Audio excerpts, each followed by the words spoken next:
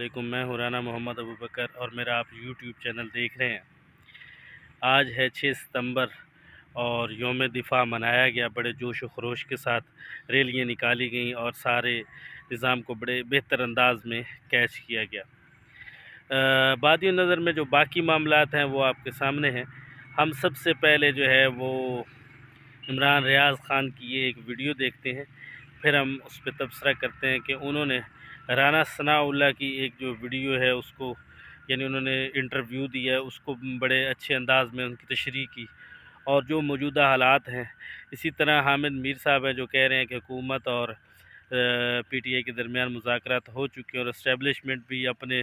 اختتام کو پہنچ چکی ہے، یعنی اس نے بھی اپنا جو بھی فیصلہ کرنا تھا وہ کر لیا ہے۔ اب یہ سب فیصلے جو ہیں وہ جلد بدیر اس طرح آتے جائیں گے اور انشاءاللہ اگلے آنے والے 15-20 دنوں میں بانی پی ٹی آئی کو رہائی مل جائے گی۔ تو سب سے پہلے ہم جی دیکھتے ہیں یہ ویڈیو۔ صاحب نے شاہ زیب خان زادہ صاحب کو ایک انٹرویو دیا، امید تو یہ کی جا رہی تھی کہ باقی لوگوں کی طرح یہ بھی آگے چڑھائی کر دیں گے،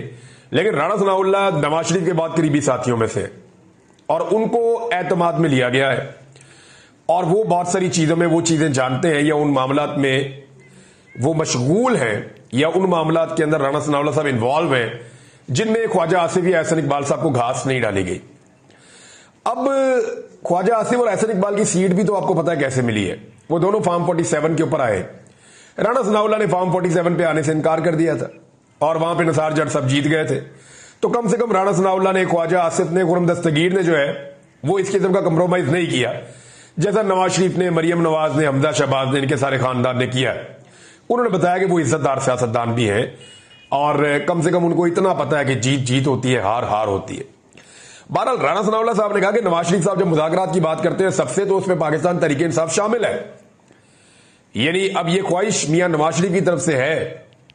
کہ پاکستان تحریک انصاف سے مذاکرات کیے جائیں، اور ایک ہی جماعت ہے جس سے سب نے مذاکرات کرنے ہیں، چاہے وہ فوج کر لے، چاہے وہ پی ایم ایل این کر لے، پیپلز پارٹی کر لے، جو مرضی کرے، ایک ہی جماعت ہے، مینڈیٹ ہی ان کا سارا۔ دوسرا انہوں نے یہ کہا کہ پی ٹی آئی کے جو چیئرمین ہیں عمران خان صاحب، بالکل ان سے کیوں نہیں، میاں صاحب کا یہی مطلب ہے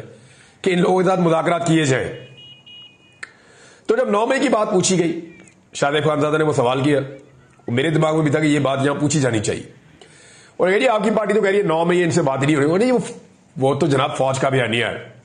D G I S P R نے جو کہا تھا وہ ٹھیک ہے، ان کا کام ہے، لیکن پولیٹیکل مذاکرات تو پولیٹیکل پارٹیوں نے کرنے ہیں، تو ہم وہ کرنا چاہتے ہیں۔ تو بسم اللہ الرحمن الرحیم، السلام علیکم۔ سپریم کورٹ آف پاکستان کے نیکسٹ ویک کا جو روسٹر جاری ہوا ہے، اس روسٹر میں تبدیلی کی گئی ہے، اور اس تبدیلی کے بعد سوشل میڈیا پہ جو سوالات آئے تو میں نے سوچا کہ اس کے اوپر ذرا ڈیٹیلڈ بات کر لیں۔ مثلا پہلا سوال یہ آیا کہ جسٹس عرفان سعادت خان صاحب جو ہیں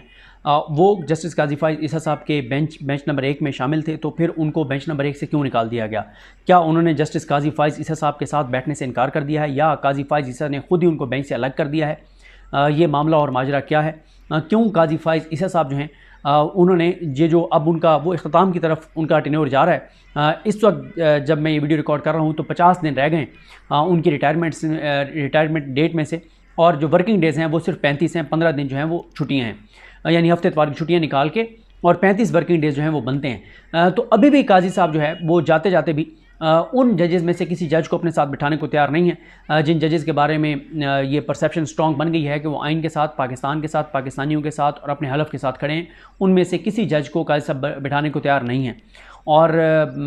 ساتھ یہ بھی ہے کہ مسرت ہلالی صاحبہ واپس آ رہی ہیں، ان کے والے سے خبریں چل رہی تھیں کہ وہ مستعفی ہو سکتی ہیں۔ یہ کچھ سوالات ہیں، کچھ اور بھی چیزیں ہیں۔ 2 ججز نہیں ہوں گے جو پہلا عدالتی دن ہوگا، عدالتی سال کے آغاز کے موقع پہ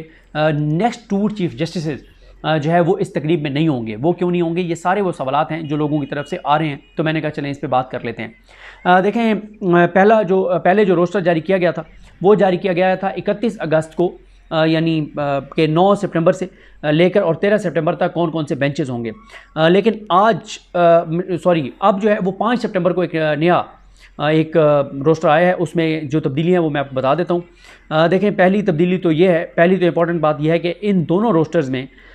جسٹس منصور علی شاہ صاحب اور جسٹس منیب اختر صاحب جو ہیں وہ شامل نہیں ہیں۔ اس کا مطلب یہ ہے کہ جو 9 سپٹمبر کو عدالتی سال کا آغاز ہو رہا ہے، جس دن تمام ججز کمرہ عدالت میں موجود ہوں گے، عدالتی سال کے آغاز کی تقریب ہوگی، اس تقریب میں اب کل جو ہے وہ 17 ججز جو ہیں وہ موجود ہوں گے، دو ججز موجود نہیں ہوں گے، اور دو ججز اس لیے موجود نہیں ہوں گے کہ منصور علی شاہ صاحب اور منیب اختر صاحب دونوں اس دن موجود نہیں ہوں گے، اور اس روسٹر کے اوپر لکھا ہوا ہے کہ یہ 9 سے 13 سپٹمبر تک کا روسٹر ہے، تو اس کا مطلب یہ ہے کہ اب تک کی انفارمیشن کے مطابق یہ ججز دونوں جو ہے وہ پورا ہفتہ نہیں ہیں 13 سپٹمبر تک۔ کیا ان میں سے کوئی جج آ جائے گا اور پھر جو ہے وہ اپڈیٹ ہو جائے گی لسٹ، یہ بھی ہو سکتا ہے۔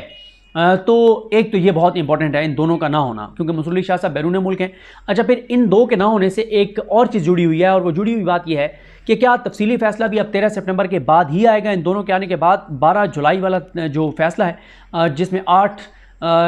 کی اکثریت سے ججز نے مخصوص نشست تحریک انصاف کو دینے کا فیصلہ کیا، اس کی ابھی تک تفصیلی وجوہات نہیں آئیں، اور اس کا بہت زیادہ انتظار کیا جا رہا ہے، کیونکہ یہ میں آپ کو بتا دوں کہ جو تفصیلی فیصلہ آنا ہے وہ تفصیلی فیصلہ اس حکومت کی بنیادوں کو ہلا کر رکھ دے گا۔ اس فیصلے میں 8 فروری کے انتخابات پر بھی بات ہوگی۔